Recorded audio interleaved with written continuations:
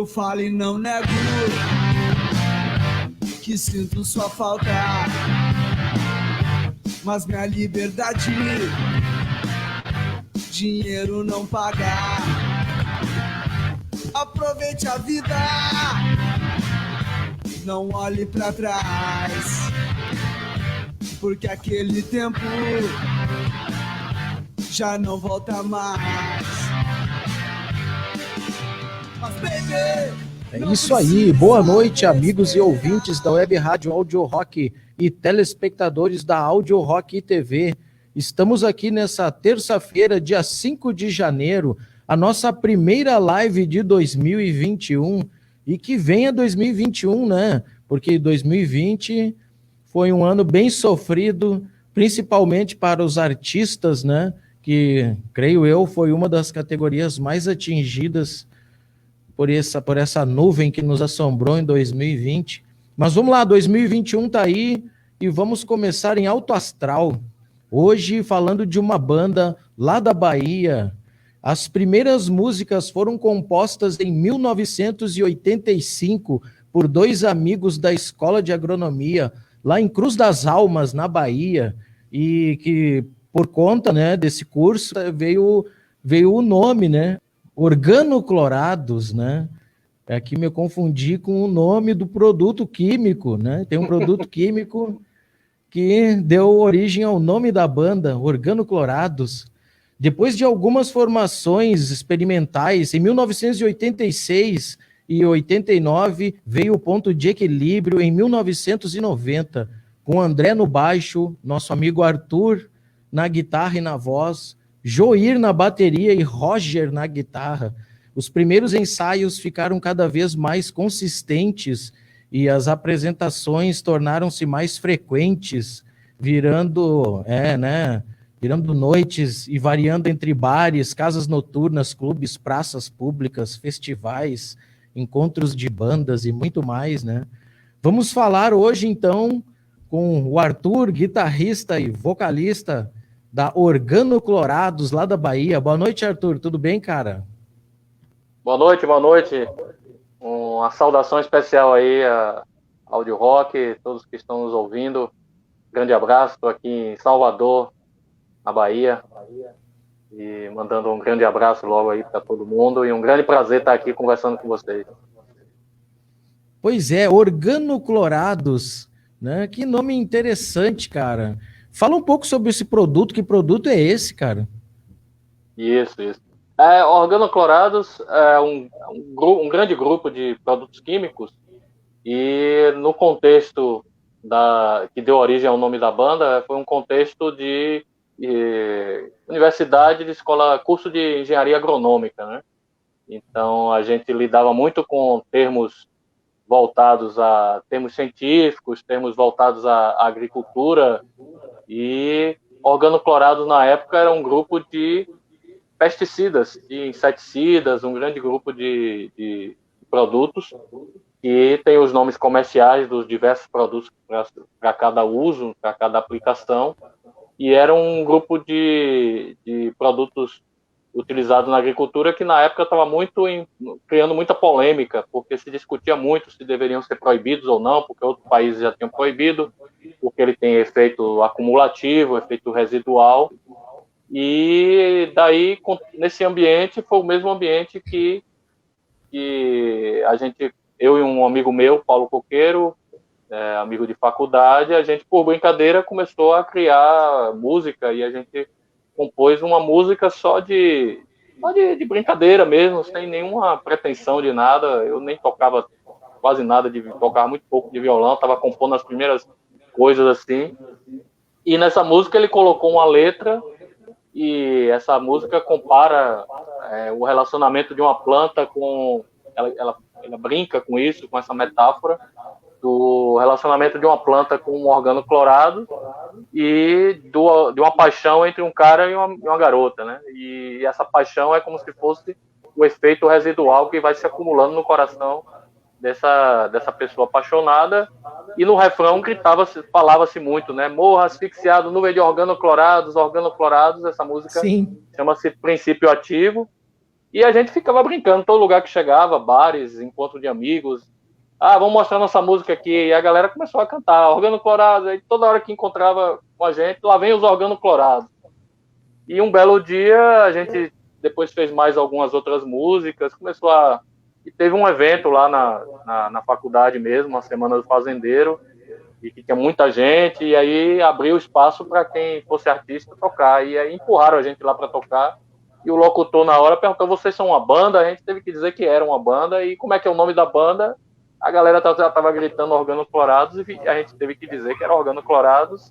E daí a gente não conseguiu achar, apesar de ser um nome idiosincrático, assim, uma coisa polêmica, mas a gente não conseguiu encontrar mais um outro nome que despertasse tanta curiosidade e reverência ao mesmo tempo, e coisas do rock, né, coisas ligadas a isso, né, e bem original também, eu acho, e ficou. Sim. Mandar um abraço para Alessandra Baza, lá da Bahia, Alessandra Batista, da banda Baza, lá da Bahia. Ela brincou comigo aqui, disse que eu travei a língua. Travei mesmo a língua lá no início. Organo Clorados é um nome grande. Organo Clorados, né? Sim. Não é um nome Alessandra, muito comum, grande abraço também aí. Banda Baza, companheira aí de isso. Aí, também temos aqui o amigo lá de Minas Gerais, o Mauro Dantas, que está aí com a gente. A Simone Nascimento, aqui do Rio Grande do Sul, minha esposa e também colunista da Audio Rock.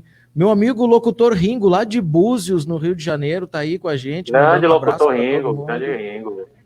É isso aí. Ringo é uma enciclopédia do rock aí, muito conhecedor. Sim, eu tava dando uma olhada aqui, cara, na biografia de vocês. Vocês começaram um pouquinho o inverso do que outras bandas começam, né? Porque lá nos anos 80, vocês já começaram fazendo uma produção própria, né? Lançaram até um DVD depois, não é? No início do ano 2000, lançaram um DVD para depois, lá em 2014, fazer tributos à Legião Urbana, Raul Seixas, The Doors e por aí vai, né?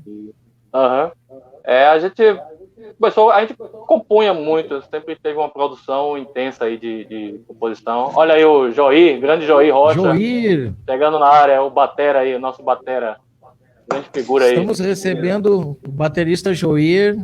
Seja bem-vindo, meu amigo. Fica à vontade aí, tá? Boa noite.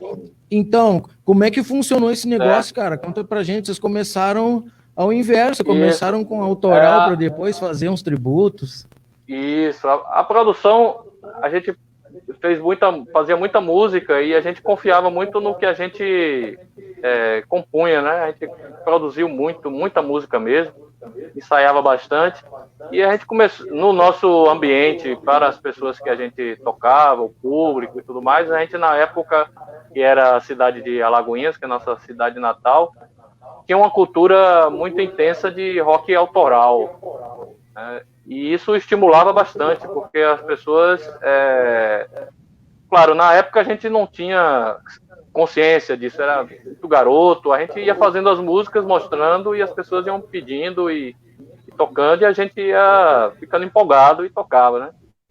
Mas sempre a gente colocava alguns covers de bandas que a gente tomava como referência, que era um gosto, né, pessoal da galera. A gente escolhia como The Cure, Joy Division, The Smiths, né, The Doors, e alguma coisa de rock nacional sempre, Legião Urbana e Raul Seixas, né, que eram assim referências pra gente e que a galera curtia, mostrava essas músicas e a galera curtia. Mas sempre a gente optou os nossos esforços de produção e de investimento na própria carreira, na própria divulgação, da gente investir no nosso próprio trabalho, porque os recursos sempre foram muito limitados.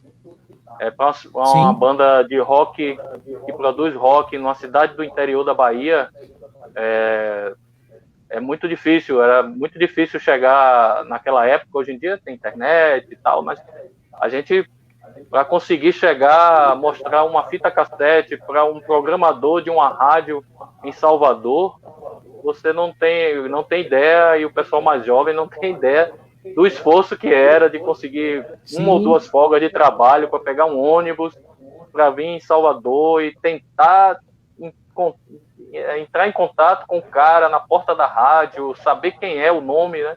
A gente ficava ouvindo na rádio para tentar pescar quem era o nome, conseguir um número de telefone. Sim. Então era uma coisa muito árdua. Sem contar ter que gravar uma fita cassete, tudo, né? Sim. A gente sempre prezou assim de mostrar coisa com qualidade. A gente não queria chegar com uma fita cassete gravada de qualquer jeito, né?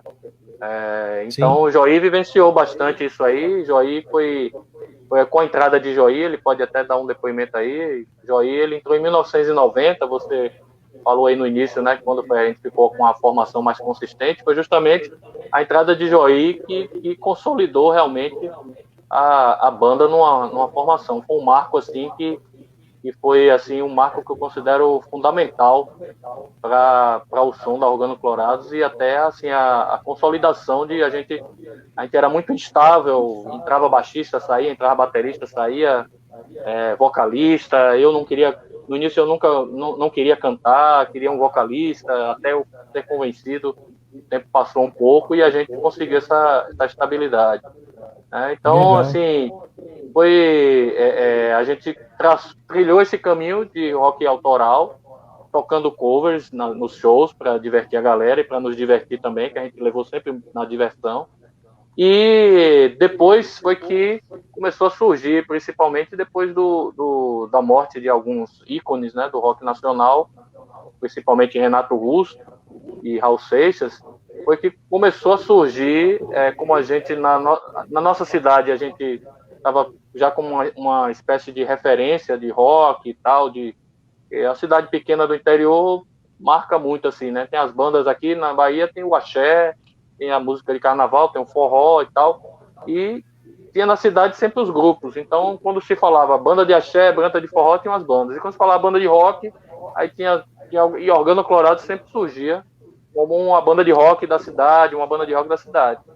E quando começou a acontecer essa demanda por homenagens e tudo mais, a gente começou a receber convites, porque a gente tinha no repertório músicas desses artistas, né? Recebeu o convite. Sim. E a gente começou a topar. A gente fez o primeiro tributo à Legião Urbana e o primeiro tributo a Raul Seixas feito em Alagoinhas, na cidade lá nos anos 90, final dos anos 90, a gente fez, foi bem sucedido. E a gente ia sempre para tributos, homenagens, a gente sempre ia a reboque de alguém que estava produzindo o evento, né? Porque geralmente eles faziam uma banda faz o tributo para a Legião Urbana, outra banda fazia para Raul Seixas, outra fazia para isso, e a gente sempre era escolhido para a Legião e Raul Seixas. E mais adiante, um produtor nos convidou para fazer um show só de The Doors, né? Que foi um desafio, assim, ou talvez um dos maiores desafios que a gente já teve. A gente já tocava a música dos The Doors nos nossos shows, mas para você montar um show num local, ele deu uma produção bem requintada, num anfiteatro e tal, com todo um clima, né? E aí a gente encarou esse desafio em 2015, a gente fez esse tributo também a The Doors. E a gente, com isso, depois recebemos mais uns convites, fizemos mais uns 3 ou 4 também, montamos um show, inclusive, estávamos com um show já preparado, fizemos pouco antes de começar a pandemia, e tínhamos um show preparado para ser vendido, né, de Organoclorados Until the End on the Door, seria o título do nosso espetáculo. Bacana. Chegamos a fazer e interrompemos aí por causa desse período sem show. Mas eu até alonguei demais, falei demais. Dá uma palavra aí para Joí também, que ele deu boa noite, tem muita coisa a dizer. Né? Aproveitar então e perguntar, dar o boa noite aí pro Joir, que chegou agora. Joir, conta aí pra gente, cara, mais de 30 anos de banda, né? Por aí, né? Mais ou menos. 30 anos, Boa noite. Que bacana, né, cara. Conta um pouco pra gente, assim, ó, o que tu acha? Faz assim um balanço geral dessas 3 décadas de Organoclorados. Uma banda bacana, cara, que pelo que eu já vi aqui, eu já sigo vocês há algum tempo aqui, vocês têm assim uma legião de fãs, ouvintes, amigos que acompanham vocês, né, cara? Então, é uma banda que cativa bastante o público, né? Conta pra gente um pouco desses 30 anos, cara. De certa forma, nos tornamos uma família, né? Após 3 décadas juntos, enfrentamos dificuldades. Hoje em dia é bem mais fácil, né? Com a propagação da internet, das redes sociais. Mas no começo a divulgação era boca a boca. Os eventos, a gente encontrava muita dificuldade. Não tinha os equipamentos, a tecnologia que tem hoje.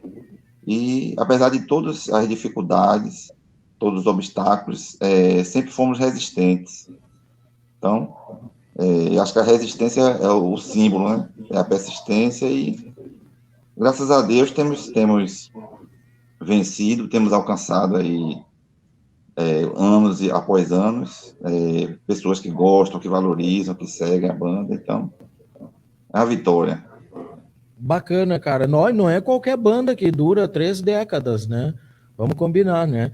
Mandar um abraço pro Deco Fontana, o Queco Fontana, que tá aí mandando uma boa noite pra rapaziada. O Alan Gustavo, que mandou um organo, assim, ó, bem. O Deco Santos, da Campo de Sangue, da Close Enemy, aqui do Rio Grande do Sul, lá de Porto Alegre, tá aí com a gente também. Massa. Boa noite, pessoal. Sejam todos bem-vindos. Se alguém quiser fazer pergunta para a banda, fica à vontade. Se alguém quiser, né? A gente está aqui para interagir com todo mundo, né? Cara, falem um pouco agora para a gente do Princípio Ativo. Foi produzido por vocês lá em 2001, né? Sim. O Princípio Ativo, até trouxe aqui para ele. Eu tenho ainda a minha cópia pessoal aqui. Eu acho legal essa capa, cara. Gostei dessa capa. Álbum. O primeiro álbum, né, que a gente lançou. Ele lançou já com todo o editorado, prensado com gravadora, e tem encarte, né, com letras. Tem toda uma produção gráfica aqui.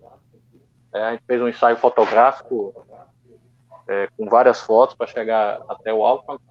Para a época, eu considero que foi uma produção bem... a gente se esmerou bastante nessa produção. E o Princípio Ativo, a gente gravou, a gente sempre fez as nossas produções todas de forma independente. E o Princípio Ativo tem uma característica interessante, né, que não se falava nesse termo crowdfunding, ou financiamento coletivo, e a gente foi juntando uma grana de um cachê aqui, de uma portaria, de uma bilheteria ali, né, e mais algum recurso que a gente foi juntando para gravar. A gente gastamos praticamente o recurso todo só com o estúdio para gravar as músicas, e na hora de fazer o CD, faltou uma boa parte do recurso. A gente estava com as músicas gravadas e faltou uma boa parte do recurso. E surgiu a ideia, a gente conversando com colegas de trabalho, amigos e tal, e começaram a ficar perguntando: pô, cadê o CD? Vai sair? Vai sair quando? Eu quero tal. E surgiu a ideia da gente correr uma lista. Então a gente foi conversando, cada um da banda tinha uma lista, e foi conversando com parentes, amigos, colegas de trabalho, e as pessoas foram comprando o CD e pagando antecipadamente. Então a pessoa já colocava o nome da lista, deixava pago o CD, dava o valor para quando o CD ficasse pronto a gente entregar. E surpreendentemente, em poucos meses, acho que em questão de 2 ou 3 meses, a gente já teve o valor para encomendar 1.000 cópias do CD na época. Caramba! E a gente encomendou as 1.000 cópias, vendemos.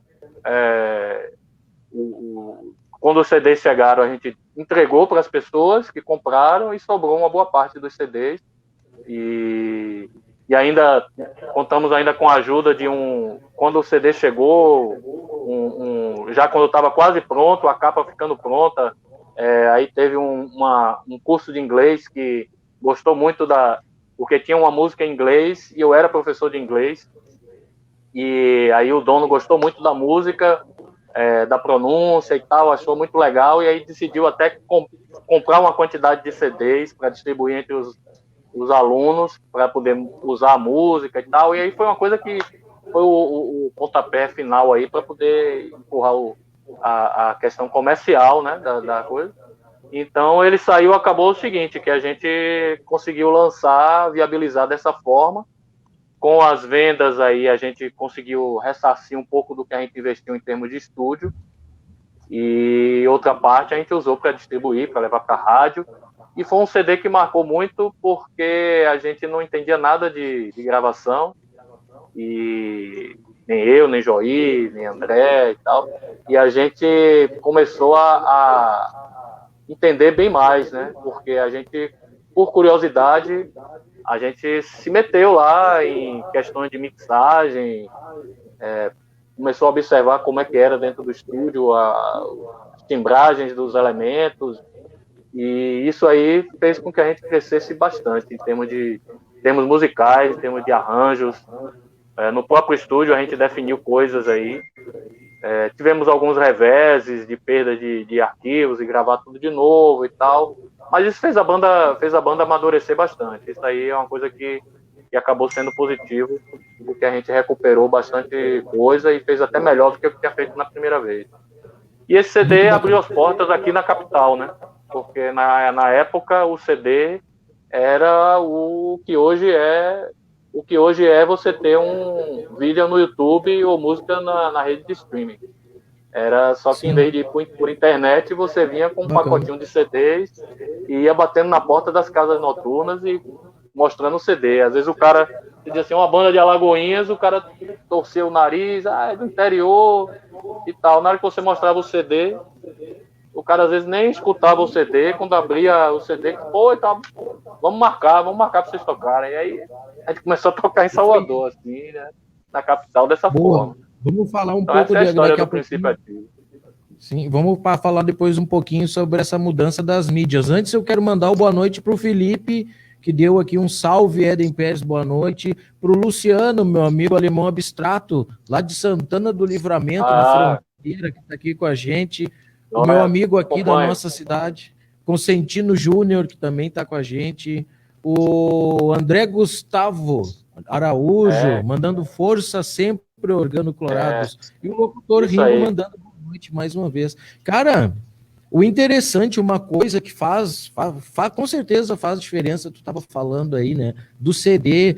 Cara, mas antes, lá no início, nos anos 80, eu lembro, cara, eu participei desse movimento, porque naquela época eu já trabalhava com fanzine. Vocês já ouviram falar nos fanzines? Era tudo por correspondência, cara. A gente batia a máquina ou fazia num computador e imprimia e xerocava cópias. E a gente comunicava com bandas, recebia fita demo de bandas. E funcionava tudo com fanzine. Depois é que veio o CD, e aí depois o DVD, Bluetooth. Cara, como é que é para vocês ter assim, ó, essa experiência de ter passado por todas... Vocês passaram por todas as mídias, né, cara? Desde a fita cassete até o MP3, que hoje em dia, né? Isso. A gente tinha uma experiência com fita cassete, o Joí sabe muito bem aí. Eu era um cara que sempre gostou o que a gente usava mais fita cassete era gravar ensaio. A gente botava a fita cassete num mini system lá que tinha um microfone embutido, um rádio gravador e soltava o rec para gravar ensaio. Quando a gravação ficava boa, a gente separava ali algumas músicas, reproduzia e virava uma fita demo, só para mostrar entre os amigos e tal, e ver se pegava na mão de alguém. Em seguida, a gente partiu até hoje várias demos dessas, cara. Até hoje. Isso, Joí tem várias aí, eu também tenho algumas gravações de ensaio. Depois a gente partiu para gravar em estúdio que se chamava na época estúdio semi-profissional, que entregava uma fita cassete de qualidade gravada. A gente gravou em fita de rolo, e da fita de rolo o cara transportava no gravadorzão. A gente tem vídeo disso aí, a gente gravando em estúdio em fita de rolo. O nosso segunda, vamos dizer assim, segunda tentativa de fazer clipe, 1992, a gente fez 2 clipes para mandar para MTV, numa época de um concurso que estava tendo de bandas para o Brasil todo. E um dos clipes mostra a gente gravando lá numa fita de rolo, lá tem as imagens. Da fita de rolo, o cara dava pra gente uma fita cassete de alta qualidade, e essa fita a gente levava nas rádios com o maior cuidado para não tomar sol, poeira, nada. Aí reproduzia para outras, replicava para não perder aquela gravação. Se perdesse, babava, né? Já era, né? Levava para as Não rádios, tinha as rádios nuvem, tocavam. não tinha nuvem, não tinha Não. HD, não tinha pendrive, não tinha nada. A primeira música da Organo Colorados que tocou em rádio, tocou com fita cassete. Numa rádio local, uma FM, e acabou tocando várias músicas, todas da mesma fita cassete de uma gravação que a gente fez no estúdio. Se não me engano, foi em 1993, se não me engano.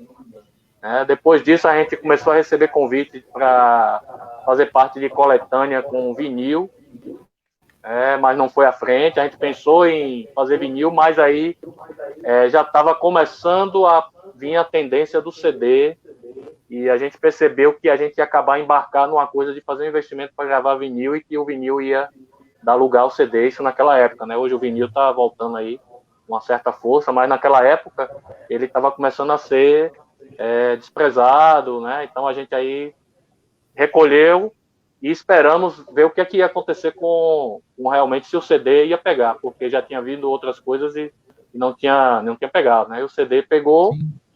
E a gente aí partiu para o princípio ativo. Depois disso aí, a gente passou um tempo surfando no CD mesmo, e aí veio o DVD, e aí a gente começou a trilhar também, muito por estímulo aí de André G, que é esse André Gustavo que está participando aí, é o baixista. Então ele é muito ligado na parte de vídeo, e ele atentou muito a banda, levou a banda muito para essa questão dos vídeos, né? Então a gente começou a filmar, não só captar áudio, como captar vídeo, isso aí por volta do início dos anos 90. Sim. E então com VHS, né, depois com mini câmera, até que mais à frente, depois do princípio ativo, a gente partiu com a chegada do DVD, a gente partiu para gravar um show para lançar um DVD, que é um DVD Organo Colorados ao vivo. A gente produziu um show, e contratamos também uma produtora de vídeo para fazer uma edição desse show. A gente gravado em 2005 e lançado em 2006, né? Isso. De 2005, gravou em setembro, e tudo era muito mais lento, né? A gente tinha que ir pessoalmente lá para a ilha de edição, escolher as imagens, marcar as sessões, aí foi editado até a gente desenvolver capa e tudo mais, e tudo produção independente. A gente mesmo comprou os estojos, fizemos a capa, montávamos, copiávamos e partia para venda. Encomenda, venda, Sim. encomenda, venda, vendia nos shows, vendia para os amigos, até que aí a gente passou aquela época ali, a gente esgotou, e isso aí. Aí foi DVD, passamos para imagem, e daí em diante foi evoluindo, né? O Júnior Consentino disse aqui, ó, o nome da fita, aquela de rolo, Fita Master. E o Júnior Consentino sabe, cara. Sabe, porque lá nos anos 80, nos anos 90, ele também trabalhou bastante numa rádio local aqui da nossa cidade. Ele fez parte do mundo da radiodifusão. Ele disse aqui, ó, que o Éden também gravava tudo junto e botava no rádio. Realmente, cara. Gravei com ele, inclusive, já. A gente gravava legal. botava no rádio. Isso. Gravação analógica, né? Isso. E aí mandar um abraço para Diana Cordeiro. Oi? Joia. Legal. Desculpa, é porque tem um delayzinho. Não, eu falei... sim. Não, eu só ia acrescentando a gravação, e depois começou a ter as gravações era analógica, né? E começou a surgir, a gente começou a ficar mais frequente as gravações por pista, né? Gravar separado e tal. Isso, exato. Aqui, ó, boa noite para Diana Cordeiro. Ela tá dando boa noite pro pessoal aqui também. Cara, boa noite, Diana. E assim, salve. Ó, vocês, aí depois de tudo isso, depois que vocês já tinham começado lá com som autoral, já tinham gravado um CD, já tinham filmado todo um DVD, aí resolveram fazer os tributos, né, cara? Foi aí que surgiu a ideia. Como é que surgiu essa ideia? Por que vocês resolveram fazer os tributos? Começou tudo com um produtor de eventos lá de Alagoinhas, Jean de Credico, e ele começou a trabalhar bastante com eventos assim voltados para despertar um novo público para o rock and roll, né, da cidade, que o público do rock, que era dos anos 80, final dos anos 70, anos 80 até início dos 90, até a ascensão do grunge, né? O público começou a ficar mais, né, mais maduro, né, e tal, e ele teve essa sacada, ele é de uma geração mais nova, ele gosta das coisas mais antigas, cresceu e começou a tentar fazer eventos para atrair um público mais jovem, foi muito bem sucedido nisso, para renovar o público. E a gente estava de bobeira lá e tal, e a gente estava ensaiando, a coisa tinha refluído um pouco, justamente por causa da dispersão do nosso público antigo, e isso foi legal, porque a gente estava numa fase de tentar buscar, a gente estava indo muito para Salvador, e preparando músicas novas tal, para poder uma futura gravação, tinha passado pelo DVD, e ele chamou a gente, por que vocês não fazem um tributo para a Legião Urbana, que eu fiquei sabendo que vocês fizeram tempos atrás, logo depois que Renato Russo faleceu, e foi muito bom e tal, o pessoal conta aqui muito ainda, vocês nunca mais tocaram aí a Legião e tal, papapá. E aí ele convidou a gente, e a gente topou, a gente fez essa e deu bastante certo, a galera elogiou. E depois aí ele convidou a gente para tocar Raul Seixas, né? E a gente fez um de Raul Seixas também, foi bom também. Depois a gente tem mais uns 2 ou 3 com ele de Raul Seixas, fizemos mais uns 2 de Legião Urbana. Depois ele também convidou a gente para esse do The Doors. Na mesma noite foi The Doors e Pink Floyd foi outra banda, uma banda que ele toca. E fizemos bastante assim, isso aí que foi levando, né? Com os tributos foram feitos bastante dessa forma. Um público também que estimulou muito a gente a fazer essas homenagens foi o público dos grupos de motociclistas.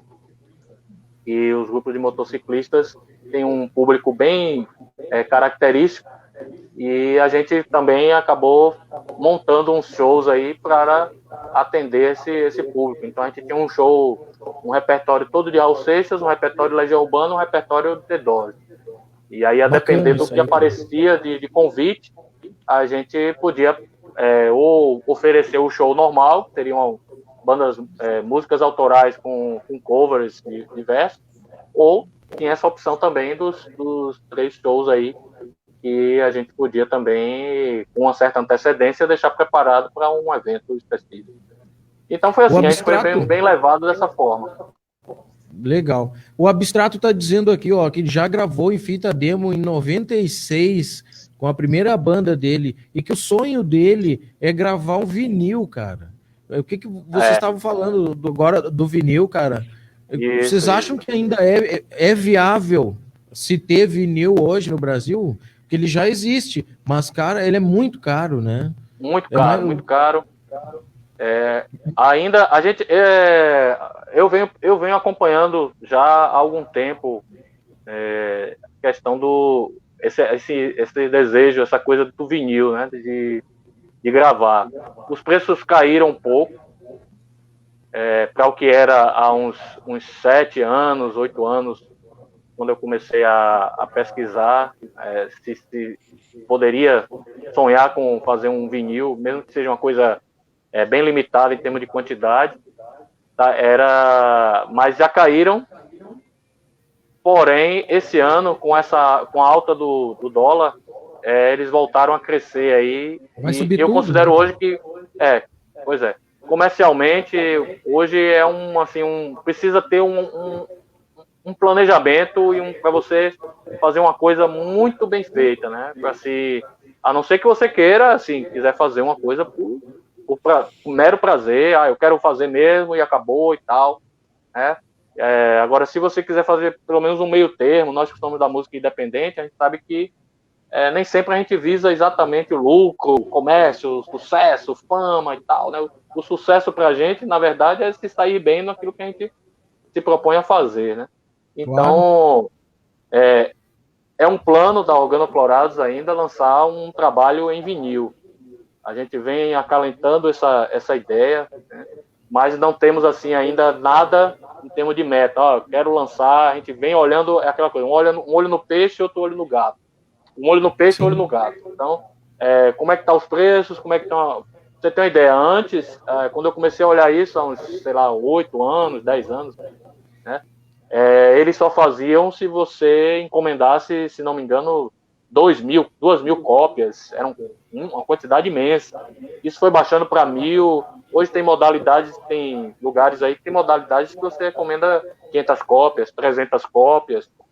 O preço da unidade sobe, mas já fica assim de uma forma que você começa a dizer, pô, se o preço da unidade cair um pouco aí, porque às vezes aí você com 300 cópias, digamos, nós somos 5, cada um ficar com 60 cópias, de repente 10 cópias é para dar de presente, 2 é para guardar, sim, e aí sim. A gente pode fazer aquela história de novo do financiamento coletivo que eu falei no início aqui do princípio ativo, repetir a fórmula, né? E de repente o público de vinil hoje ele compra uns vinis assim, claro, né, de bandas bem históricas, famosas, que já está bem descontinuado, que já tem um valor intangível bem maior, né? Às vezes incalculável, então paga-se o valor. Mas o vinil em si, você talvez comece a viabilizar. A gente lançou uma coisa, falando aí em mídias, né? A gente lançou um produto que é um card drive, onde a gente lançou o Quântico, que foi nosso álbum Quântico, que foi 2018, a gente lançou sim. Também num formato card drive, que é um cartão. Um cartão SD, né? Isso, um cartão USB, e que a gente trabalhou ele na forma que ele vem com 4 GB, ele tem 4 GB de espaço, mais 2 GB de conteúdo. Então você leva na sua carteira todas as músicas dos álbuns da Organoclorados e mais os clipes, biografia, um portfólio de apresentação, um álbum de fotos em formato de vídeo, uma biografia da banda contando a história da banda. Então você leva um grande conteúdo num dispositivo que você conecta. Essa foi uma mídia que a gente fez aí para marcar posição, né? Não foi nada de quantidades, mas que fez assim, todas que a gente fez, tanto que eu não tenho nenhuma aqui, todas que a gente fez, só tenho a minha que está lá no carro, e todas que a gente fez, a gente vendeu, comercializou e marcou uma posição. Eu acho bacana, cara, o CD. Eu sou do tempo do vinil, né? Sou do tempo da fita cassete. Eu achava bacana tu ir na loja, tu escolher o disco, tu ver a capa, chegar em casa, olhar o encarte com a letra da música, com a arte gráfica, saber a ficha técnica, saber o nome dos artistas da banda. Exatamente. Vamos perguntar agora pro Joir aí um pouco, cara. O que tu acha, Joir? Tu acha que ainda existe espaço, cara, pelo menos para o CD, quem sabe? Ou você acha que com o advento da internet, Spotify, plataformas de streaming, MP3, tu acha que hoje ainda existe espaço, cara, para o CD físico? Rapaz, existe, na minha opinião, sim. Eu, inclusive, tenho alguns vinis aqui, deve estar em torno de 700 vinis. Tenho ainda o som, o toca-disco, que funciona, e CDs também. Então, as mídias, de uma certa forma, vão continuar existindo. As gerações mais novas vão optando pelas redes sociais, pelos aplicativos, né? Pela questão da modernidade, mas o tradicional, eu acho que vai continuar sempre existindo. Como enquanto existir a nossa geração, né? O prazer de pegar um encarte, olhar as letras, de você ver o trabalho gráfico, artístico das capas, né? Sim. Então, esse espaço continua existindo, mesmo de forma diminuída, mas continua existindo. Sim, que nem o Arthur estava falando, com o SD até se aproxima disso, né? Porque nele tu leva o encarte, leva a biografia da banda, né? Tem 4 gigas de espaço cheio de informação, mas ainda assim eu acho que não deve ser, né, cara? A mesma coisa que tu pegar o CD, tu abrir, isso. Na hora que tu tira o plástico, tu sentir o cheiro da impressão, o negócio novinho, né? Eu também tenho, cara, um toca-disco e tenho discos de vinil também. Eu tenho fita cassete, eu tenho CD, agora MP3 eu tenho, assim, uma discografia enorme, muito grande, né? Mas, cara, e vocês como é que vocês começaram a entrar na internet? Vocês acham que a pandemia veio para levar vocês mais para a internet? Ou vocês já usavam essa ferramenta antes de ter que se isolar, de ter mais essa dificuldade para difundir o trabalho, não poder se apresentar? Como é que funciona a internet? Ou funcionou e vai funcionar para vocês? A gente, a banda a gente vinha usando a internet, começou a usar a internet assim que começou, foi seguindo como todo mundo foi usando, né? Primeiro veio, as pessoas se aproximaram mais do mecanismo que é o e-mail, depois vieram os blogs e tal, e várias tentativas aí de como se fosse assim os ancestrais, né, das redes sociais de hoje, mas que sempre deixavam lacunas, porque uma coisa mesmo que sempre ficava muito assim era a questão da atualização, o trabalho que tinha que se ter de programação, e que isso não deixava muito espaço para leigos, né, lidarem, né? Então, o artista independente, ele meio que faz tudo, né? Ele se vira com tudo, né? Mexe, ele toca, ele ensaia, ele faz show, ele grava, ele se mete na capa do disco, dá pitaco de como vai ser. Se vacilar, ele tá lá mexendo nem que seja no Paintbrush, ou no Adobe, ou no CorelDRAW, para poder montar uma capa. Ele tá entrando na internet para ler comentário, ele vai fazendo tudo, né? Então, com a chegada das redes assim sociais, assim, as que a gente hoje são as mais populares hoje, que se usa mais, né? Facebook, depois Instagram, e hoje tem o Twitter também. O Twitter a Organo Colorado não usa, mas tem outras redes também, TikTok e tal, cada uma com o seu público. Isso se tornou uma coisa mais assim popular, porque é fácil relativamente de usar. Qualquer criança, né, pega no celular, né? E assim, teve dois saltos, né? Teve o salto da chegada da rede social acessível, possibilitada pela facilidade de manusear a própria rede, né? É intuitivo, associado isso também à própria estrutura de internet, né? De rede digital, que as pessoas começaram a ter acesso. E o outro salto é o salto do computador para o celular, né? Mais especificamente o smartphone, que fez com que você carregasse tudo para todo lugar a qualquer hora. No bolso, né? Então, você leva tudo, você leva suas fotos, você leva sua música, você leva playlist, você leva seus contatos, sua agenda, você bota na nuvem. Se o seu celular quebra, você baixa da nuvem para o celular novo em questão de minutos, né? Se você não souber, você vai na loja que você comprou o celular e transfere na mesma hora lá com a ajuda do atendente. É coisa de estalar de dedos, e você sai botando o fone, escutando música e entrando na internet para o que você quiser, né? Você conecta com várias coisas. Então foram dois saltos aí que foi um salto atrás do outro, e isso alavancou demais. E quem, estando atento para isso e procurando não estar a reboque, a gente vai tentando se adaptar. O período, a gente já vinha com uma presença nessas redes e tentando gerar um conteúdo que fosse plausível, um conteúdo que estivesse à altura do que a gente pensa que é a produção que a gente se propõe a fazer em termos de música e de letra e de mensagem, né? E das causas que a gente abraça, né? Como meio ambiente, solidariedade, igualdade social e tal, que são as coisas bem que a presente gente nas letras, defende.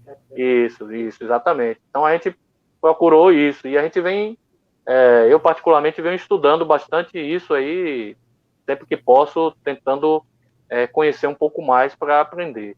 Com a pandemia, o que aconteceu? Sobrou mais tempo, porque todos nós aqui da Organo, a gente tem outras atividades, então, e dentro da banda, a gente tem atividades. Então a banda, ela se divide em ensaiar, compor, ensaiar, providenciar a parte técnica, e aí vem produzir, tocar, fazer os shows, né? Isso demanda tempo, demanda desgaste, energia, né, e tudo mais, esforço, e ainda fazer as gravações para a gente produzir material.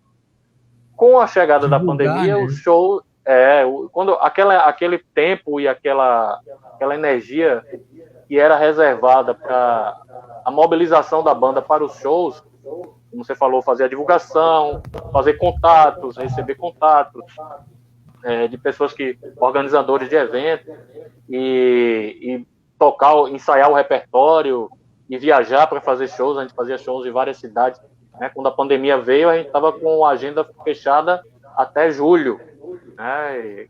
De fevereiro a julho, depois do carnaval até julho, a gente estava com a agenda praticamente todos os finais de semana fechados para show, com alguns reservados só para descanso e para ficar com a família e tal, e porque realmente era um fim de semana e não tinham eventos assim que fossem bons para a gente se apresentar.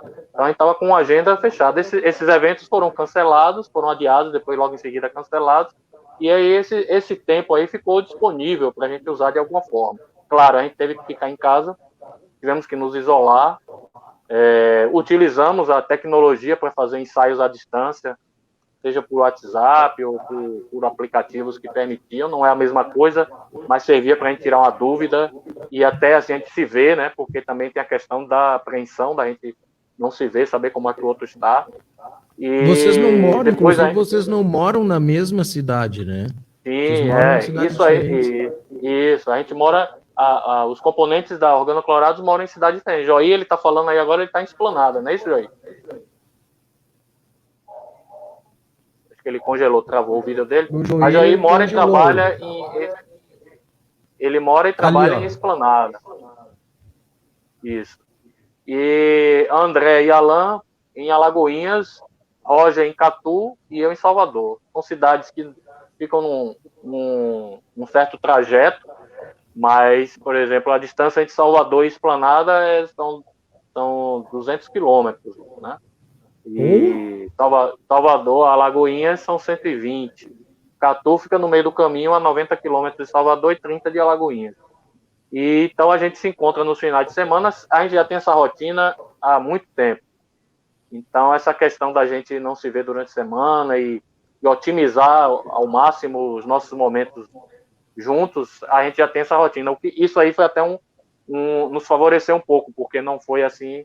A gente, como já tinha essa rotina, basicamente, o que a gente passou foi espaçar mais os ensaios. Encontramos uma fórmula de fazer ensaios em duplas e trios, né, para acertar determinada música, e começamos a nos dedicar bastante. Então, tínhamos um planejamento de gravar músicas para lançar como singles, que já vinha acontecendo desde 2019, e a gente aí pisou mais no acelerador nisso aí. Encontramos uma fórmula com o estúdio que a gente tem a parceria para gravar, com todos os cuidados, né? A gente começou a preparar, já estava com as músicas começando a preparar, algumas já estavam gravadas, já estavam em fase de mixagem e masterização, e aí a gente lançou de janeiro para cá, de janeiro de 2020 para cá, a gente lançou 2 clipes, lançamos 2 lyric videos,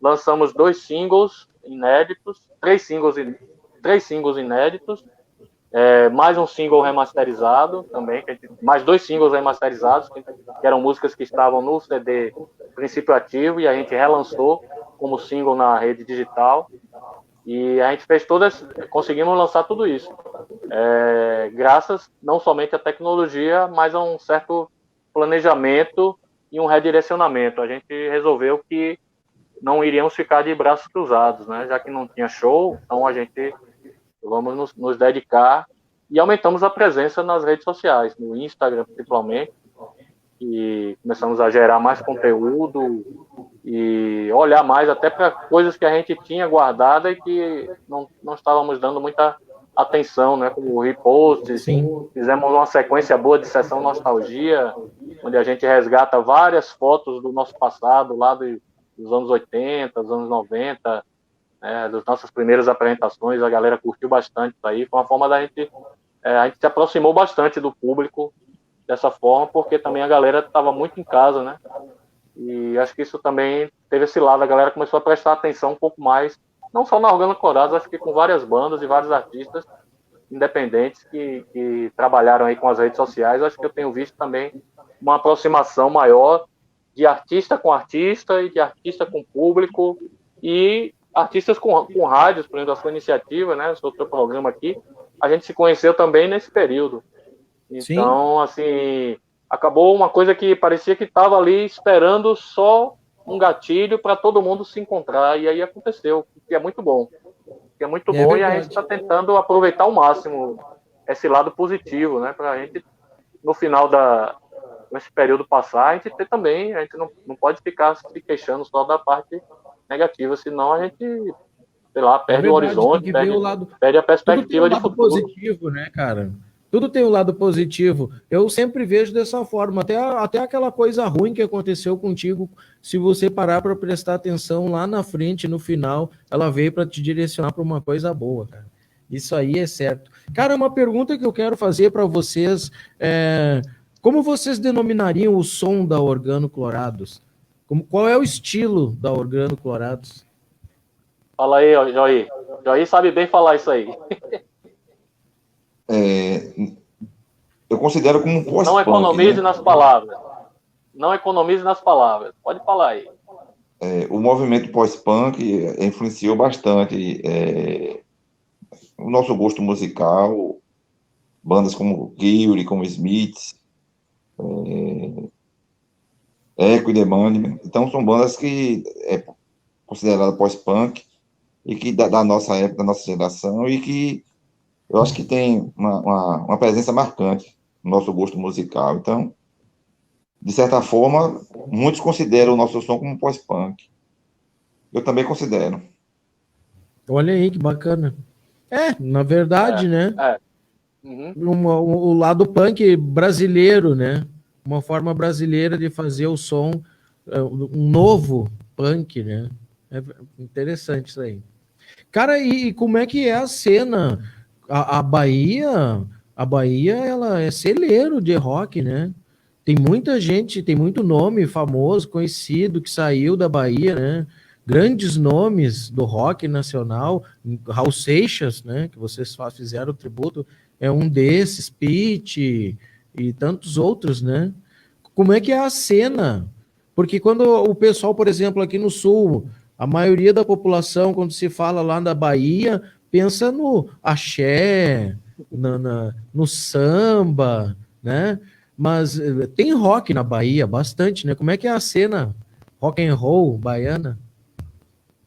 Sim. A gente tem o estereótipo, né, do baiano, é muito ligado a axé music e também um pouco do forró, né? Principalmente forró eletrônico e o forró, que a gente chama aqui forró pé de terra tradicional. Forró, exatamente, Então, a gente tem, realmente, nacionalmente, tem muito essa imagem, uma boa parte, né? Uma boa parte, eu acredito, não só a exposição, digamos assim, mais tradicional do mainstream, né? Do que tem na televisão, e dos meios de comunicação de massa, que extraíram aqui da Bahia, principalmente, esse tipo de música, esses estilos, e tem muito a ver com o carnaval, que é uma das maiores festas, né, do país. Então, o que chega para o resto do país é aquilo muito visual, são aquelas imagens e que o pessoal também que trabalha com esse estilo soube muito profissionalmente e muito bem aproveitar também esse gancho para se projetar nacionalmente, né? Isso aí, aliado a uma certa, digamos assim, uma certa virada, né, de olhar do pessoal que é estimulador, o pessoal que dá visibilidade para quem produz música, e virou um pouco o rosto do rock para outros estilos, acabou também, acho que aconteceu isso aí junto, não só para a Bahia, mas para outros estados também, né, outras cidades, acabou tirando o olhar um pouco do que se produz em termos de rock. Porque, na verdade, se tem muito a ideia do rock nacional anos 80, e pré-anos 80, o que se tem é Raul Seixas e mais alguns outros grupos, que a gente escuta falar, né, mas que não devido até a época também, de ditadura e tudo mais, e tem o punk de São Paulo e tudo mais, tem aquela coisa toda, mas assim, o rock nacional que se firmou, que chegou até as rádios e chegou até a tocar quase toda semana, estava lá em Chacrinha, em programas como Chacrinha, né, Silvio Santos, programas populares, né, que chegou mesmo para a população, assim, o rock nacional ele teve ali, e hoje em dia o rock nacional existe ainda e talvez tenha uma força em termos de produção até maior até do que daquela época. Agora, a visibilidade que, infelizmente, ele não tem o espaço. Isso aí por vários motivos, que assim, seria um outro programa assim, para a gente... Eu nem sou especialista nisso, só mas sobre esse tema. eu só estou falando impressões que eu tenho, né, na minha vivência. Eu Sim, claro. não sou estudioso do assunto, e apenas de coisas assim. E associado a isso, a Bahia fica nessa questão, né? Porque é uma terra vista como um celeiro mais de axé music, né? E muito ligado ao carnaval, estereótipo. Mas a cena de rock aqui na Bahia é grande, muito efervescente. É muito efervescente. Eu te digo assim, muito efervescente. Você, se uma pessoa que comece a lidar aqui, participar de grupos de WhatsApp ou entrar na cena da galera que, como eu participo aqui, que conhece as bandas e tal, você não passa questão de uma semana ou duas sem você ouvir falar ou em alguma ver coisa alguém do comentando norte, né? de mais um nome, mais um ou dois nomes de banda que você nunca ouviu falar. De alguém que está montando banda, ou alguém que manda um áudiozinho de um ensaio, um vídeo. Agora, na pandemia, para ser sincero, até que a galera está um pouco mais reclusa. Mas, mesmo assim, ainda aparece coisa, aparece a galera tá produzindo, tá fazendo. E é todo tipo não é assim um tipo só digamos assim, são vários estilos. De vertente de rock, né? Dentro de rock você tem aqui uma galera do metal muito, muito forte, que é muito, assim, tradicional mesmo, assim, que tem um público fiel, assim, que se marcar, tiver um evento de metal, é uma galera que cola bastante, dá aula aí de lealdade com as bandas para muita gente mesmo, assim, porque isso aí é admirável. Tem uma galera assim, tem bandas que fazem pop rock, tem bandas que fazem rock totalmente autoral, tem gente que faz rock com cover, então tem o pessoal que faz cover, né, também, que é uma força também que segue em paralelo, e não só na capital, né?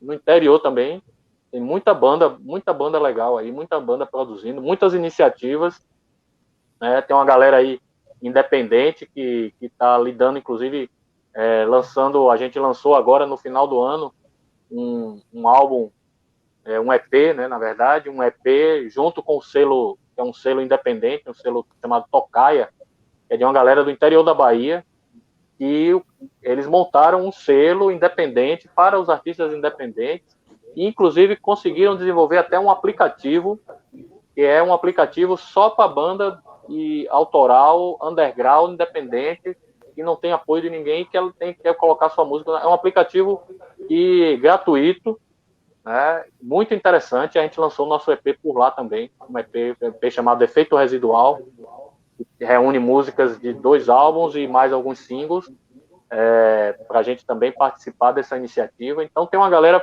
sempre tendo ideias, e agora aquele lance, rock, música independente já é uma batalha, e o rock independente é mais batalha ainda, porque a gente lida sempre, aí, né, com a concorrência de outros estilos. Sim. E essa dificuldade de penetração nos meios de comunicação que é muito forte, muito grande, né? Até porque tem uma concorrência comercial na história, né? Sim, mas se a gente for parar para pensar, cara, observando bem, voltando anos atrás, quem pôde participar, né, do cenário do rock, o rock sempre foi um som underground, né? Tanto que ele é considerado uma contracultura, né? Que ele vai contra a cultura das massas, né? O rock sempre foi, sempre vai ser, digamos assim, underground, né, cara? E no Brasil, como tu estava falando, realmente, hoje no Brasil, eu acho que existem bandas incrivelmente superiores às bandas que ficaram famosas no passado. Elas só não conseguem o mesmo espaço nos dias de hoje, né? Bandas como vocês, por exemplo, Organoclorados, que é uma banda que já tem mais de 30 anos de estrada, né, cara? Eu vou fazer uma pergunta pro Joir agora. Cara, eu sempre pergunto pro pessoal aqui, ó, que geralmente, quando a gente é adolescente lá e começa a entrar nessa história de música, querer tocar um instrumento, o cara geralmente vai pro violão, pra guitarra, até mesmo pro contrabaixo. Mas pra ti, cara, eu acho que até nem precisava te fazer essa pergunta, porque como tu é da Bahia, né? O que te levou... Tu acha que o batuque da Bahia te inspira a ser baterista? Tu acha que isso tem a ver com a tua escolha pelo instrumento, pela bateria? A parte de percussão, bateria, sempre me encantou. Quando eu estudava, eu morava em Cachoeira, uma cidade do interior, e eu admirava as bandas marciais, né? E sempre quis tocar na banda marcial da escola, mas não tive oportunidade. Mas sempre que vinha um desfile de 7 de setembro, a banda da Polícia Militar, do Batalhão, e sempre me atraiu percussão. E quando eu tive a oportunidade de ter o contato com a bateria, aí que eu me encantei mesmo. Então eu acompanhava a banda, eu já era fã da banda, mas não tocava ainda, nem sabia tocar, e observava muito o baterista, Luiz Mário, que é o baterista da Organoclorados, e terminou que eu adquiri a bateria dele, não sabia tocar direito ainda, a banda ficou sem baterista e sem bateria na época.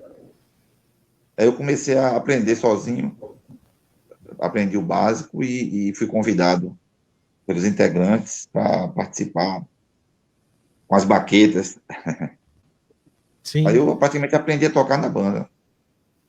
Sim, 30 anos, né, cara, tocando com a banda. É bastante. Quase 30 anos, né? Pouquinho. Você chegou lá pelos anos 89, 90, por aí, não é isso? 90 foi. 90. Bacana. O Joey foi convidado para entrar na banda no dia 17 de julho de 1990. Olha, mandar um salve aqui, ó, pro Luciano Lanes, que tá aqui com a gente. Mandar também. Ó, o Ringo tá dizendo aqui, ó, que a única diferença das bandas independentes nacionais para as gringas é o investimento, né?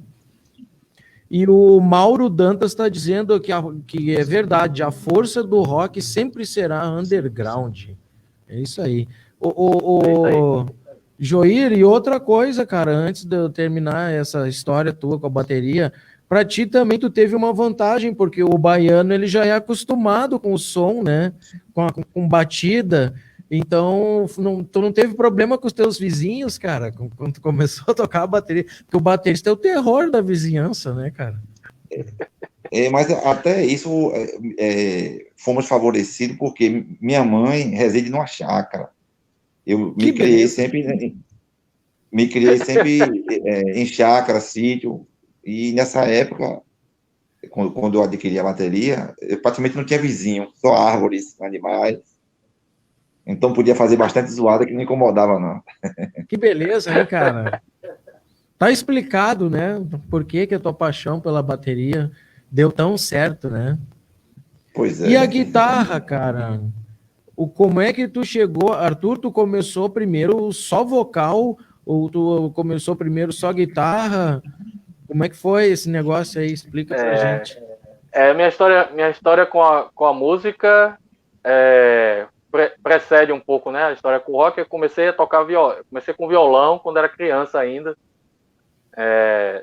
Eu comecei a tocar violão e tal, mas muito tímido, só tocava para mim. Comecei a tocar aprendendo sozinho, né? Com método. Não tinha vergonha de pedir, de assistir aula, de errar e tal, esse tipo de coisa. Criança de 10 anos, 12 anos. Virou autodidata. Com método. Isso, aí comecei com método, depois com as revistinhas de cifras e acompanhando música e depois curso por correspondência. Tudo que chegava à minha mão, que eu via que podia aprender alguma coisa em termos de acorde ou de mexer no violão, alguma coisa, eu ia fazendo até insistir, até que encontrei alguns vizinhos que tocavam violão, comecei a olhar como é que eles tocavam também, e comecei a acompanhar, tocar junto, um ensinava música para o outro. Depois de um tempo, pouco antes de eu começar a me interessar por guitarra, aí, por um acaso, eu tinha um amigo que tocava contrabaixo, era na verdade, um vizinho que depois se tornou amigo, e começou a tocar contrabaixo numa banda que aqui a gente chamava, não sei se aí chamava, como é que chamava, mas aqui se chamava, naquela época em Alagoinhas, de banda de baile. Sim, que era claro. um tipo de banda, que era um tipo de banda que tocava vários tipos, tocava, digamos assim, as músicas das paradas e os clássicos aqui. E assim, banda, um detalhe, né, cara? O cara, para tocar numa banda de baile, o cara tem que saber tocar, porque o repertório é gigante. Eu acho que extenso e é variado. É uma escola à parte, né? Tu tocar numa banda de baile. E aí a banda tinha 3, 4, chamavam de crooners, né? Sim. Que eram os cantores, os vocalistas. Uma mulher, mais 3 homens, 2 homens, eles variavam e tal. E um dia eu fui ver esse amigo meu tocar contrabaixo no ensaio.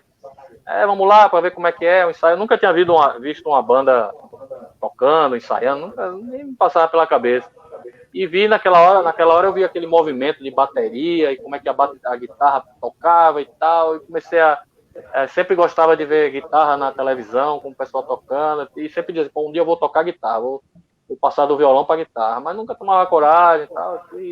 Mas aí eu vi de perto, né, uma banda tocando, e aí fui em um ensaio, fui em outro, até que em um determinado ensaio, eles estavam começando a tocar começando a pegar algumas músicas assim mais pop, né, mais rock, já caminhando para o pop rock.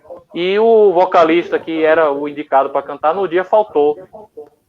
E aí eles estavam pegando a música e aí esse amigo meu do contrabaixo disse, Arthur sabe cantar essas músicas aí, bota ele para cantar. Rapaz, aí eu peguei o microfone pela primeira vez, aí cantei, aí a galera começou a me chamar para cantar. E aí eu fui cantando assim algumas músicas. Isso aí foi a questão de vocal, aí eu fui mais pelo aprendizado, né? Questão de subir ao palco, vencer a timidez, me posicionar cantando no microfone, né, o que fazer. Aí gostava muito de aprender as ligações de cabo, observar como é que liga, mexendo nos amplificadores e tal, para poder. Eu já estava me preparando para ir para a guitarra. Até que aí meu pai me deu de presente, né, uma guitarra, e daí em diante aí foi só.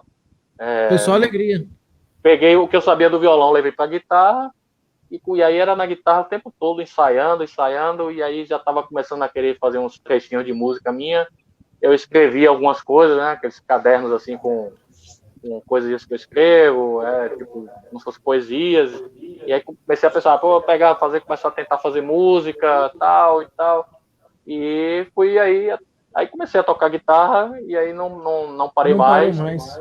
Até que foi quando a gente, lá aquilo que eu já contei da história, que a gente compôs lá, Princípio Ativo, foi composta num violão. Na época não tinha guitarra ainda. E depois eu passei para uma guitarra, tocava com a guitarra emprestada, quando eu tocava com a guitarra emprestada quando eu ia apresentar aí alguma coisa das músicas que a gente fazia, que não era nem banda ainda. Nem baterista tinha. Primeiro não tinha baixista, era só uma dupla, depois tentamos um baixista, depois aí era só baterista emprestado, até que apareceu um baterista. Fizemos um show, aí era sempre guitarra emprestada, baixo emprestado, a gente não tinha instrumento. Até que eu ganhei a guitarra e tal. E só depois aí de um tempo foi que, depois de um tempo já tocando guitarra, eu resolvi fazer um curso mesmo com um maestro, um grande guitarrista da região lá, que era professor da faculdade de música em Salvador, e ele dava aula, né? Aí eu fiz um curso de improvisação, harmonia, curso de música mesmo, partitura, para entender um pouco o que é que eu estava fazendo, né, na guitarra. E aí peguei vários exercícios, escalas e tal, e aí foi que eu me abriu aí uns outros horizontes para fazer. Bacana, cara. Coisa. E foi assim e que a gente estava pela guitarra. Sim, e a gente estava falando sobre bateria e apareceu aqui o meu amigo Eduardo Rios, baterista da banda Black Rivers, o baterista da banda que estava tocando no início da live de vocês aqui, a banda Black Rivers Rock. Ô, Eduardo, Muito bom te legal. receber. Já fazia algumas lives que o Eduardo não aparecia. Eu tinha até comentado com a Simone aqui que o Eduardo ele deu uma sumida das lives, mas tá aí, ó, já não morre mais. Meu amigo Eduardo Rios, que mora lá em Santa Massa, massa. Catarina, em Florianópolis. Que bom. Joia. Um abraço, Eduardo. Ringo, O som da banda o bem legal aí. Ringo, Eu tava curtindo no início. isso. O Ringo estava falando aqui, ó, sobre o que a gente estava falando, que as bandas de bailes tinham um repertório riquíssimo. Tinham não, né, Ringo? Tem, porque banda de baile existe até os dias de hoje, né? E o Júnior Consentino está dizendo assim, ó, qual a visão do rock gaúcho na Bahia? Como é que vocês veem o rock gaúcho na Bahia, cara? Pergunta do Júnior Consentino para vocês. Aqui, atualmente, chega pouca coisa, sabe? Pelo menos assim, no ambiente, assim, nos grupos que eu participo, que eu conheço, assim, para nós tem chegado muito, muito pouca coisa. Alguma coisa eu vejo mais assim no Instagram, assim, com essas interações que a gente tem de artista com artista, ou grupo de WhatsApp, ou alguma coisa que eu vejo por curiosidade, às vezes nos vídeos, link de vídeo do YouTube. Em termos de chegar assim para conhecimento, do pessoal comentar, tem chegado muito, muito pouco. A visão, acho que a grande maioria aqui, a imagem que tem do rock gaúcho ainda é a imagem do Engenheiros do Havaí, Nenhum de Nós, né? Cachorro Grande, mas assim, de uns tempos para cá, de uns anos para cá, eu acredito que assim o pessoal conhece alguma coisa ou outra, quando, assim como de outros estados, quando pô, veja aqui essa banda, tem um link aqui, mas é uma coisa muito descontinuada, não tem aquela sequência é uma coisa muito comum às vezes, acho que não é uma coisa só do rock gaúcho, não. Tem as coisas muito fatiadas, né? Você fica daqui a pouco, não, agora, veja essa daqui, e aí aquilo vai se perdendo, assim, não dá um segmento para dar tempo que a galera fixe, né? Pô, Rio Grande do Sul, o pessoal lá do Gaúcho lá estão com essas bandas aí, estão fazendo um som assim, não dá tempo para a galera fixar, assim. Isso aí é o que eu tenho observado. O que eu observo assim daqui, é o que eu posso Até dizer. porque, cara, é muita banda hoje em dia. Como eu trabalho numa web rádio, né? Eu recebo material de muita banda, cara. Tem muita banda de rock, não só no Rio Grande do Sul, na Bahia, em São Paulo, Minas Gerais, Mato Grosso do Sul, Amazonas, Rio de Janeiro, Paraná, Santa Catarina, e sem contar, né?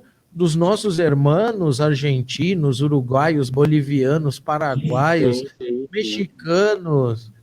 A gente recebe material, cara, até da Europa.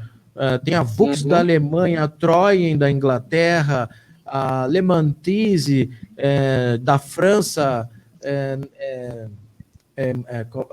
Qual é a outra banda? A banda Indie Butterfly Dreams de Israel.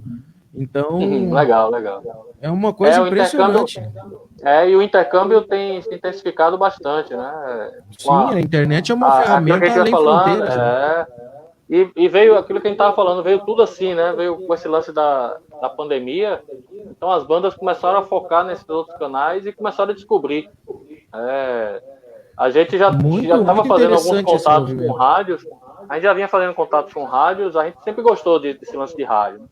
As FMs tradicionais, elas têm um pouco as portas mais fechadas, mas depois, mesmo assim, algumas, a gente conseguiu inserir algumas músicas por aí, e quando veio a questão das web rádios e a rádio pela internet, esse tipo de entrevista aqui por aplicativo, isso aí a gente conseguiu também fazer um intercâmbio bem legal, né? A gente descobriu aí outros países, Organoclorados aí tem música hoje da mesma forma como a sua vivência aí de rádio. Eu acredito que você tem outros colegas aí também que vão dar o mesmo depoimento. E lá eles vão estar falando, tem banda do Brasil aqui, Organoclorados manda, e tem muita banda mandando aí. As informações estão circulando muito, muito rápido, as dinâmicas aí.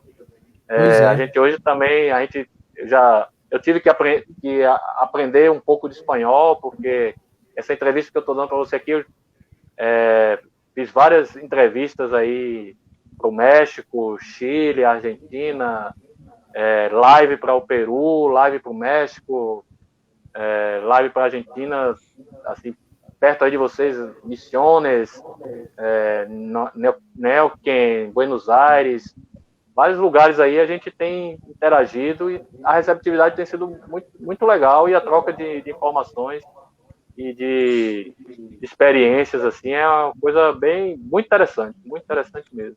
Bacana, cara. Bom, a gente já está aqui com 1h20 de live conversando com o Arthur e com o Joir, os nossos amigos baianos lá da Organo Clorados. Meus amigos, agora, antes de mais nada, eu quero dizer para vocês que foi uma honra, um privilégio para mim, tá, ter recebido vocês aqui, ter trocado essa ideia, assim, vocês só vieram enriquecer mais ainda o nosso trabalho. Eu fico assim, ó, lisonjeado, quero agradecer vocês por terem disponibilizado um pouco do tempo de vocês para conversar aqui com a gente, apresentar, né, o trabalho de vocês para essa galera que estava aí junto com a gente, que tem muitas bandas aí também. Quero agradecer a todo mundo que também participou da nossa live e deixar aqui os microfones abertos, se vocês acham que faltou dizer alguma coisa, ou se vocês querem dar aí um recado final, deixar os endereços de mídia de vocês, qualquer coisa, fiquem à disposição, meus amigos, o microfone é de vocês. Joey, quer falar aí algumas palavras para fazer o... Agradecemos aí pela oportunidade ímpar, e é sempre bom conversarmos, né? Trocarmos ideias, é enriquecedor. Então, só temos a agradecer. Parabéns aí pelo programa, pela divulgação. Muito bom. Isso aí. Arthur? Bom, aí também agradecer aí a oportunidade. A gente está distante aí, mas a tecnologia e principalmente a música e o rock and roll nos aproxima.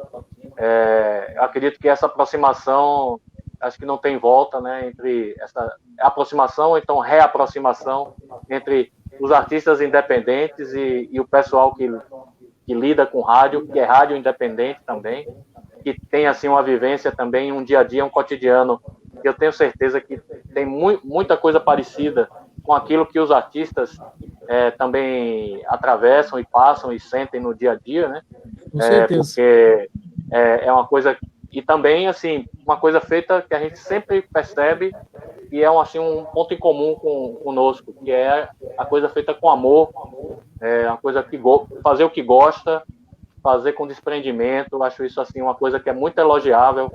Eu admiro muito as pessoas, qualquer pessoa que faça qualquer atividade dessa forma, assim, ganha muito ponto comigo. Eu admiro bastante mesmo as pessoas que fazem coisas assim com esse desprendimento, com essa vontade de fazer acontecer, né? E mesmo contra todas as dificuldades, que a gente fala assim, a gente pensa muito em dificuldade econômica, mas a gente sabe que no dia a dia existem outras dificuldades, né? Sim, inclusive emocionais, né, particulares, todo mundo tem as suas coisas, e assim mesmo encontra um tempinho para se dedicar, e 1h20, 1h20 de todo mundo aqui, de todo mundo que está assistindo também, e também estão de parabéns. Eu agradeço muito de ter aqui participado, de ter recebido os comentários, de ter trocado essa ideia. A Organo Clorados é uma banda que tem um slogan que diz que o público é a energia que nos move. E é exatamente isso. Público nos shows, público nas redes sociais, público no bate-papo, nas rádios, onde quer que a gente esteja, qualquer palavrinha, qualquer símbolozinho, qualquer emoji de estímulo faz com que a gente se mantenha com a chama acesa e nos movimentando. A Organo Clorados está presente no Facebook, como eu falei, facebook.com/organorocks, ou simplesmente ir lá no mecanismo de buscar Organo Clorados, e vai aparecer lá a banda. No Instagram, a mesma coisa, e se quiser ir direto é @organoclorados. O nosso YouTube, nós temos um canal bastante ativo, com vários vídeos, vários clipes produzidos por nós. Só no mecanismo de busca Organo Clorados, rock, ou banda Organo Clorados. Mas se quiser digitar é www.youtube.com/C de canal, /organoclorado. Então, aí esse é o endereço direto do nosso canal. Contamos aí com as visitas de vocês para seguir a banda, curtir e se inscrever no nosso canal, conhecer os nossos vídeos. Estamos em todas as redes, a que for preferida, vocês podem nos procurar: Deezer, Spotify, Tidal, Apple Music, Google, Boomplay, Resso, Trattori, Pandora. Então, a que for mais do seu gosto, mais acessível, você vai encontrar lá Organoclorados também. Segue a banda lá, que todo artista independente precisa desse apoio.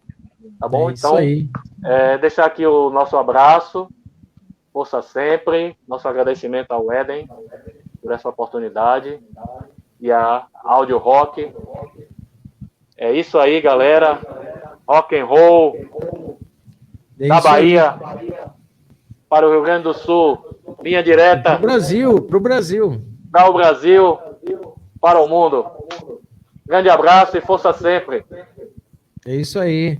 Muito obrigado mais uma vez a vocês. Espero que essa seja só a primeira de muitas, né? De muitos encontros que a gente ainda vai ter por aí, que com certeza vocês vão produzir mais, vão ter sempre coisa nova para mostrar para a gente. E não se esqueçam aí, pessoal. Boa noite a todo mundo que estava aí com a gente, tá? Obrigado pela presença, espero que vocês tenham gostado e não se esqueçam, hein? www.audiorock.net, a rádio que só toca rock. Valeu, pessoal. Boa noite. Obrigado. Tchau. Boa noite. Um abraço. Tchau, Joí.